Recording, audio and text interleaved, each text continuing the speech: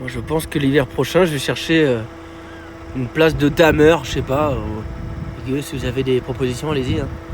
Je vais faire une saison de l'hiver prochain de. Je vais damer des pistes, quoi, parce qu'à un moment donné.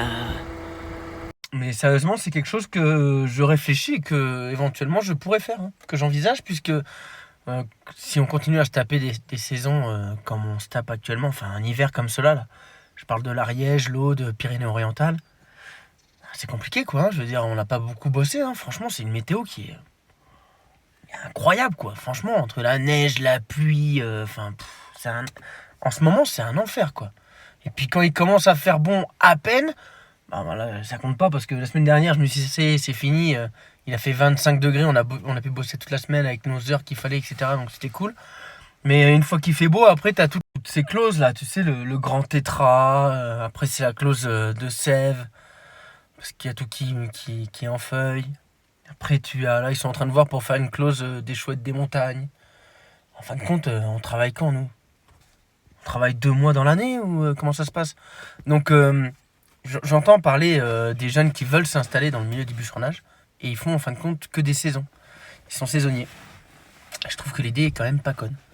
Puisque quand on travaille sur un secteur montagneux, bah voilà, l'hiver, c'est vrai que c'est très compliqué de couper et de garder en fin de compte une stabilité financière. Je veux dire, si t'as pas de roulement dans ce milieu-là, tu te casses très vite la gueule. Hein. Parce que la MSA, elle te torpille derrière. Hein. Elle t'attend pas, elle. Hein. Elle te dit pas, il a neigé, donc on va aussi geler vos. Non, non. Big up à la MSA. On vous aime.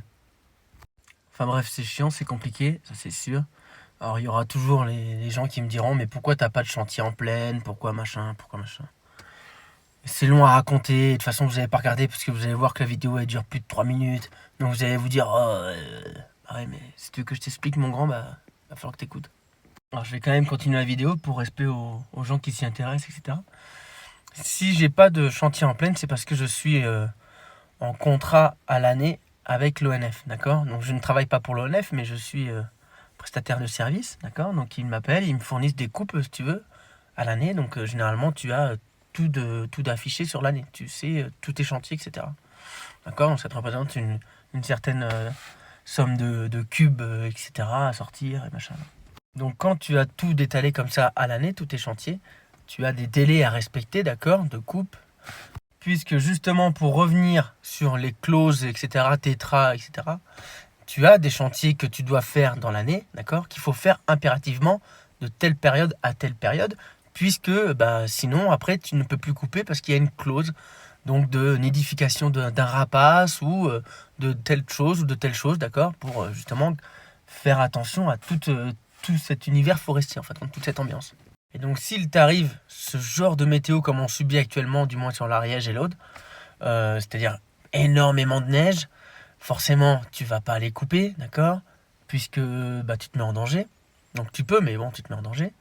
Après cette neige, elle va fondre, donc tu ne peux pas débarder, puisque tu as quand même des gros engins forestiers, donc tassement des sols, etc. Et puis même, il y a des fois où les bois sont tellement gros que bah, tu ne peux pas, tout simplement. Donc une fois que toute cette terre-là a séché, il se passe quand même un petit temps quand même. Et puis bah après, il y a la pluie. Ou alors il y a le vent, tu vois, au-dessus de 40 km/h de vent en rafale, tu vas pas aller couper. Ça bouge énormément. Hein. Donc tu mélanges ça à de la pente. Ici, c'est des montagnes qui sont très très pentues, d'accord. Bah, là, les conditions météorologiques qu'on a actuellement, elles sont incroyables. Franchement, elles durent.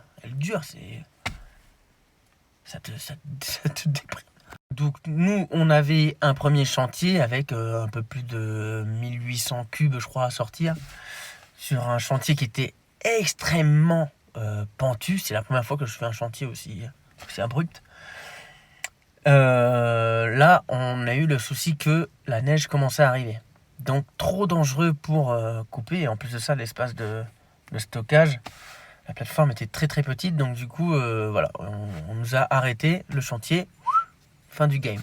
Ils nous ont trouvé un autre chantier un peu plus bas, d'accord. Et puis là, il s'est mis à pleuvoir. Il y a eu les grosses tempêtes, comme tu as entendu, etc.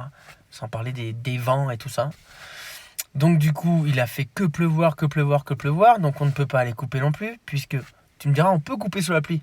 Mais je vais pas couper les arbres si c'est pour pas qu'ils soient débardés, d'accord? Donc le débardeur ne pouvait pas y accéder. Je dis, je rejette pas la faute sur l'un ou l'autre, hein, mais bon, c'est un métier d'ensemble. Donc on n'a pas coupé. Une fois que on avait fini ce chantier-là, donc il s'est passé quand même un certain temps, on s'est dit, on va revenir sur l'autre. Sauf que sur l'autre, qui était très pentu, la piste de débardage venait d'être faite, elle venait d'être créée, d'accord? Et à mon goût, mal créée. Et donc du coup, qu'est-ce qui s'est passé? Effondrement de la piste. Parce qu'il y a eu trop de flotte. Donc il faut réouvrir la piste. Puisque cette tire-là, il n'y a que cette tire-là, donc on ne peut pas débarder le bois. Donc on a dû trouver un autre chantier. Et l'autre chantier qu'il nous a proposé, c'était celle où on est actuellement, par exemple. C'était un chantier mécanisable, tout petit bois, enfin bref. Et il y a eu d'autres coupes avant. Je ne rejette la faute sur personne, d'accord, hein. L'ONF n'y est pour rien en termes de météo. C'est juste que on travaille sur des secteurs qui sont hauts en altitude, donc forcément il y a les contraintes qui vont avec, on en est conscient. Mais ce qui est bien avec l'ONF, c'est que déjà d'un, ils te mâchent le travail d'une manière administrative, je dirais, donc ça c'est plutôt cool. Et de deux, ils nous ont toujours trouvé des chantiers, d'accord? On n'a jamais été en panne de chantier. Les seules fois où on n'a pas pu travailler, c'était à cause de la météo, ce n'est pas à cause d'eux, d'accord? Ils sont strictement pour rien. Pour revenir à ce que je disais au début, du coup, je ne peux pas couper en plaine puisque l'ONF, du moins sur mon secteur, n'a pas de chantier en plaine. Donc, et puis de toute manière, tu espères toujours pouvoir bosser sur ton chantier puisque, je le répète, tu as des délais à respecter. Donc, tu espères toujours que tu te réveilles, tu te dis, bon allez, là on va pouvoir bosser, là. Parce que la météo en montagne, elle change énormément et très rapidement. Donc, dès que tu peux bosser, tu y vas, quoi, tout simplement. Alors, tu as des personnes qui ont la chance d'avoir des entrepôts et qui font la vente de bois de chauffage. Généralement, c'est la seule alternative que le bûcheron a, du moins celui qui coupe en montagne. C'est-à-dire que dès qu'il pleut ou autre, il se rabat dans son entrepôt, il fait son petit bois de chauffage, il va fendre ou quoi. Il a un lieu de stockage, donc du coup, il peut quand même bosser. Moi, je n'ai pas cette chance-là, je n'ai pas d'entrepôt. Enfin bref, il y a tout plein de choses que je pourrais rajouter, mais là, je sais déjà que la vidéo elle va être hyper longue et je comprends que ça soit chiant à écouter. Donc pour ceux qui ont regardé la totalité, écoutez, je vous remercie. C'est que forcément ça vous a intéressé, si vous avez fait ça. Et puis pour ceux qui veulent d'autres informations supplémentaires ou quoi, vous n'hésitez pas, vous m'écrivez. De toute façon, vous avez vu, je réponds quand même. Donc, écoutez, on va faire des papiers. Justement, on va faire de la compta. Et puis voilà.